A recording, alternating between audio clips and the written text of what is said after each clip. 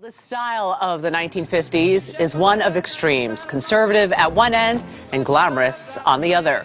Joining us now, Valerie Steele, Director and Chief Curator of the Museum at the Fashion Institute of Technology, and Joel Warren of the Warren Trecomi Studio. Good morning to you both. Good morning. Valerie, let me begin with you by bringing out our first model, which is what a mom looked like in the 50s. Tell me what was going on historically that would influence the fashions that we saw then. This is the Cold War period, so it's conservative, conformist, but it's also the revival of the French haute couture. So there's a lot of elegance and glamour. And Joel, looking at her hair and her makeup, those red lips, tell me. Well, the red lips everybody wore red lips. Eyebrows were very prominent. Everybody penciled them in or they shaped them. And when it came to hair, it was really influenced by Hollywood. You had famous brunettes in Elizabeth Taylor, Audrey Hepburn. Think about the most famous blonde, who was Marilyn Monroe. On the cover of Playboy, she became blonde, and boom, she became the biggest star of all. And then, of course, with hair color, who else can you remember but Lucille Ball? How great was she? Yes. I mean, she really made a statement. But it was all influenced by Hollywood, the hair. And this is what we call the poodle cut. Very glamorous. It looks so beautiful. And look at that waist. It's a real hourglass shape. That's Dior's look. They were so skinny then, too. Okay, thank you. Let's bring out our next look, which is what a father figure looked like in the 50s. That's a pretty hip father. Yes, the hip and casual father. If you imagine him going to work, he'd be the man in the gray flannel suit.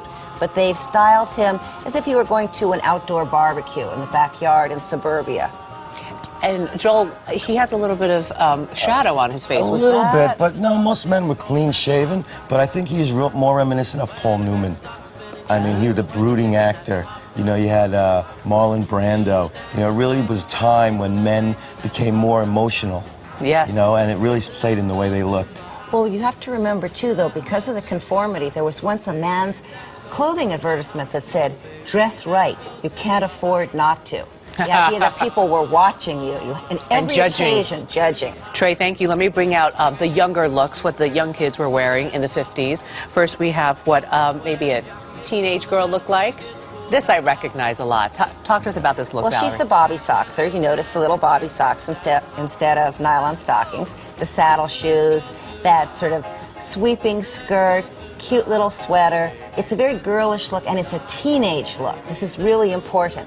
So not dressing like the mom, but having her own style. Joel, everyone had ponytails back then. Ponytails, pigtails. You know, the older women were setting their hair, and the younger women were trying to do something different. So it was a little bit more casual. Just pulled up, easygoing. The makeup was easy, clean, you know, not too much. The eyebrows were an accent. The lips were always red, not too shiny. Yeah, because she's younger. Yeah. Okay, now let's bring out her counterpart, a teenage boy, and the look that he may have had in the 1950s.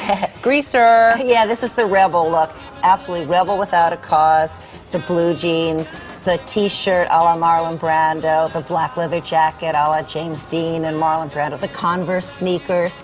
This is not the preppy look. No, this not is the at all. bad boy look. Now, Joel, would you say that the teenager of the 1950s was the original metrosexual, since they put in hair products back then? Yeah, you know, that's when the pompadour came very popular. It was called the coif, you know, but I think the person that influenced that the most was Elvis Presley. You know, and it was really rock and roll looking. They were rebels, James Dean. I mean, it really reminiscent of what they look like. We have one final look to bring out, and talk to me about what this model represents.